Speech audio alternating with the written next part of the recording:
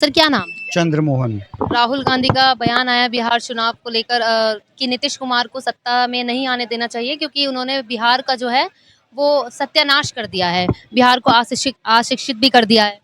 देखो, राहुल गांधी एक ऐसे शख्स है ना, जिनका चुनाव में उतरने का इंतजार पक्ष से ज़्यादा विपक्ष को रहता है। विपक्ष को रहता अब हमारा स्टार प्रचारक मैदान में आ गया है। अब हमारे जीतने के चांस जो है 10 गुना ज़्यादा बढ़ गए हैं।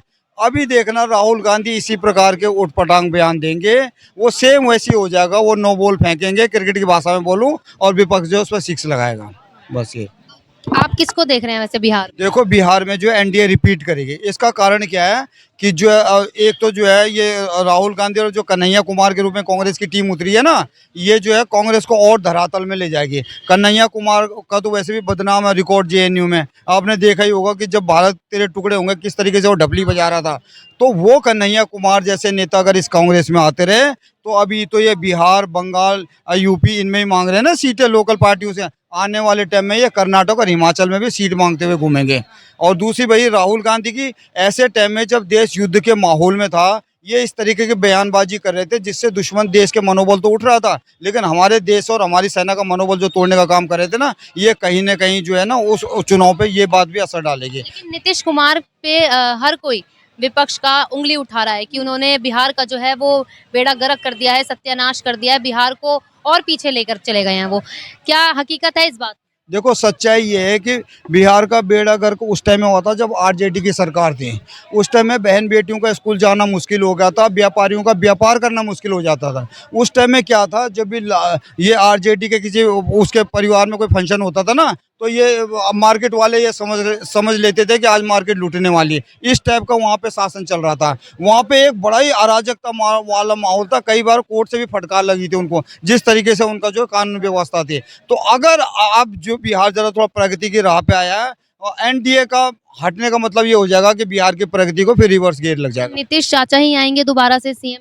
देखो, ये तो हम नहीं कह सकते, लेकिन मैं ये कह सकता हूँ गारंटी के साथ कि एनडीए की सरकार आएगी, पूर्ण बहुमत से आएगी, और जो आरजेडी का जो है ना और नीचे जाएगी। कारण क्या है, ये दो गठबंधन चल रहे हैं वहाँ पे, एक एनडीए और एक इंडी गठबंधन। अगर दोनों गठबंधनों को अगर मैं डिफाइन करूँ ना, तो एक गठबंधन एनडीए गठबंधन जो है उसमें अगर दो गाड़ियों के रूप में लेना, तो उसमें बैठी हुई मैडम, वो उसमें वो बैठी हुई गाड़ियों को, एनडीए की गाड़ी में बैठी हुई सवारियों को ये पता है कि जो हमारी ड्राइविंग सीट पे बैठा है वो सही जगह में ले जाएगा। लेकिन जो इंडी गठबंधन है ना, ये गठबंधन बेमेल गठबंधन है। इसमें बैठी हुई सवारी जो है सारे जो ड्राइविंग सीट पे बैठना चाहती है, यानी नेता बनना चाहते हैं इंडी गठबंधन का। दूसरा क्या है, इनको ये लगता है कि जो ड्राइविंग सीट पे बैठेगा वो अपनी गली में मोड़ देगा और हमको बाहर छोड़ देगा। रही इंडी गठबंधन की बात, ये बेमेल गठबंधन मैं इसलिए भी कह रहा हूँ, आपने हरियाणा में भी देखा, वहाँ पे आम आदमी पार्टी ने कांग्रेस को निपटाने में मदद कर दी।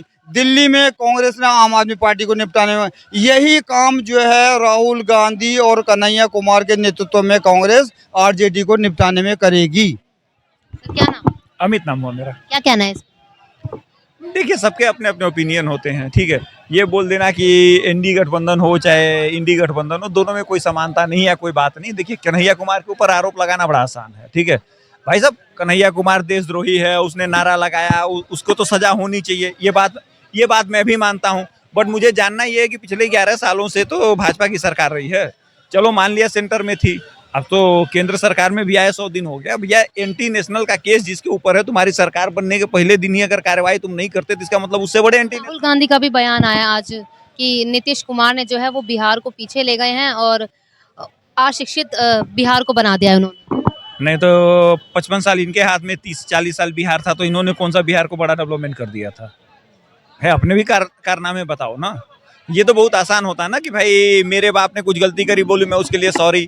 फिर मेरे क्या बोलते हैं, मम्मी ने कुछ, नानी ने गलती करी, उसके लिए भी सॉरी। मेरी मम्मी ने करी, उसके लिए भी सॉरी। मेरे बाप ने करी, उसके लिए भी सॉरी। मेरे चाचा ने करी, उसके लिए सॉरी। मैं बहुत अच्छा हूँ, ठीक है। मतलब मेरा पूरा खानदान जो है बर्बाद करेगा, लेकिन मैं बहुत अच्छा, इस बात का तुम मेरे पे विश्वास करो। और इस देश की जनता विश्वास भी कर लेती है। कैसे किया, अभी आपने लोकसभा चुनाव में देखा कि इन्होंने कहा वो संविधान खत्म करेंगे, जनता ने मान लिया। तो राहुल गांधी को पता है कि मेरे देश की जनता बेवकूफ है, तो वो बेवकूफ बना रहे हैं, और बिहार वालों को बेवकूफ बनाने में राहुल गांधी सबसे आगे हैं। जिस तरीके से कन्हैया कुमार को लेकर वो चल रहे हैं, क्या लगता है बिहार में अपनी जड़? भाई, ये सवाल भाजपा से पूछा जाना चाहिए। पीछे तो तुम बहाना लगा सकते थे कि अरविंद केजरीवाल की सरकार थी, केस कार्रवाई नहीं करने दिया। भैया 100 दिन हो गया तुम्हारा, 4 महीने पूरे हो गए और एक एंटी नेशनल खुला घूम रहा है, तुमको शर्म नहीं आ रही है? तो ये तो भाजपा से भी पूछ लो ना भाई कि भाई अब तो दिल्ली में भी तुम्हारी सरकार है, सेंटर में भी तुम्हारी सरकार है, एक बारी कार्रवाई करो। देखो ऐसा है कि आप यहाँ रिकॉर्ड कर रही हैं और पीछे से भाई साहब कोई नारा लगा दे तो इसमें आपकी गलती थोड़ी हो जाएगी, ठीक है? तो ठीक उसी प्रकार से कन्हैया कुमार वो वहाँ के अध्यक्ष थे, उनके पीछे लोगों ने नारा लगाया। अगर ये बात होती तो अब तक कन्हैया कुमार जेल में होते, उनको जमानत मिल गई, ऐसा कुछ नहीं है भाई साहब। सीधा पाकिस्तान के जलने पे लोग पटाखे फोड़ रहे हैं, पटाखे जला रहे हैं, झंडा लहरा रहे हैं, जमीन से झंडा उखाड़ रहे हैं, तब किसी को शर्म नहीं आती भाई। कन्हैया कुमार के सभा में किसी ने कुछ बोल दिया, उस पे लोगों को बड़ी आला, इसलिए वो टुकड़े टुकड़े गैंग का मेंबर हो गया, उसकी एजुकेशन बेकार हो, सब उसके खिलाफ चले जाओ। लेकिन यहाँ आपने अभी देखा ना वीडियो सोशल मीडिया पे, उस पर कोई प्रूफ दिखाने की जरूरत है, उस पर कोई वॉइस चेक करने की जरूरत है, कुछ नहीं है। लेकिन कोई कुछ नहीं बोलेगा। भैया 5-10 लाख जिनकी औरतें पाकिस्तान में शादी करके यहाँ बच्चे पैदा करके फायदा ले रही हैं, उससे किसी को प्रॉब्लम नहीं है। सारी प्रॉब्लम कन्हैया कुमार से है। क्यों? वो भी बिहार में इसलिए प्रॉब्लम है कि बिहार में कोई अच्छा पढ़ा लिखा आदमी अगर लीडर बनने की कोशिश कर रहा है, हो सकता है अच्छा चाहे बुरा कुछ अच्छा काम ही कर दे, इसलिए सबको प्रॉब्लम है। जब कभी देश विरोधी माहौल चल रहा हो और कुछ बयानबाजी हो रही है ना, उसमें शामिल होना भी अपने आप में एक देश द्रोही वाला काम है। एक सुप्रीम कोर्ट के जज के खिलाफ नारे लग रहे हो कि अफजल हम शर्मिंदा, तेरे कातिल जिंदा है, उस रैली में शामिल होना भी अपने आप में एक देशद्रोह है। जहाँ तक ये कन्हैया कुमार को बहुत पढ़ा लिखा बोले ना, इसकी आप बयानबाजी देखो। ये बोला यहाँ पे रोडों का इंफ्रास्ट्रक्चर का विकास इसलिए हो रहा है कि बिहार में पानी बहुत है और ये जो है पानी जो है यहाँ से बिहार से ले जाएंगे। इस तरह के जो आदमी इस तरीके की बातें कर रहा हो, अब उसको आप उसी से अंदाजा लगा लो उसका कैसे ख्याल है। भाई साहब को कुछ मैं इनके फैक्ट बता दूं।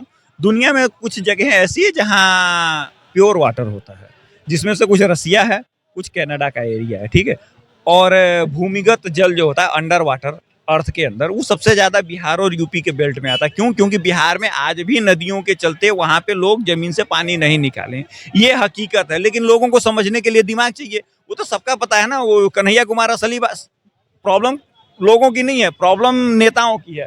कन्हैया कुमार भी सही बात गलत जगह पे कर रहा है और राहुल गांधी भी यही करते हैं। वो भी जलेबी की फैक्ट्री महेंद्रगढ़ में लगाने चले जाते हैं। तो बात को समझने की कोशिश करिए। बात दोनों की सही है, लेकिन केवल जगह गलत है जो लोगों को समझ में नहीं आया। मैडम अगर यही सोच रही है ना कि मुझे पानी ले जाएंगे तो रोडों का विकास ही मत करो, कॉरिडोर ही मत बनाओ, तो ये तो वही वाली बात हो गई, बिल्कुल जो है देश को और पीछे ले जाने वाली बात। अगर यही सोच चलेगी तो ये मुझे लग रहा है आने वाले टाइम में जो विकास प्रगति के राह पे चला है ना, वो और पीछे चले जाएगा। अगर यही सोच रही तो ये सोच मैं बोलता हूँ कि जो है यही सोच के साथ कांग्रेस भी चली थी। जब सीमाओं पे जब चाइना का तो बॉर्डर तक रोड हो गए थे, लेकिन इन्होंने अपने टाइम में वहाँ इंफ्रास्ट्रक्चर नहीं बनाने दिया कि चाइना अंदर आ जाएगा। मतलब ये डिफेंसिव मानसिकता के साथ जी रहे थे, और आज मोदी जी के टाइम में जो है बॉर्डर तक रोड पहुंच गया है। तो ये होती है सोच। ये सोच नहीं कि जो पीछे ले जाने वाली कि रोड मत बनाओ, गली मत बनाओ, नहीं तो चोर आ जाएंगे, फलाना आ जाएगा। तो ऐसा विकास कैसे होगा फिर देश का? अगर यही सोच रही तो रोड ही नहीं बनेंगे फिर तो।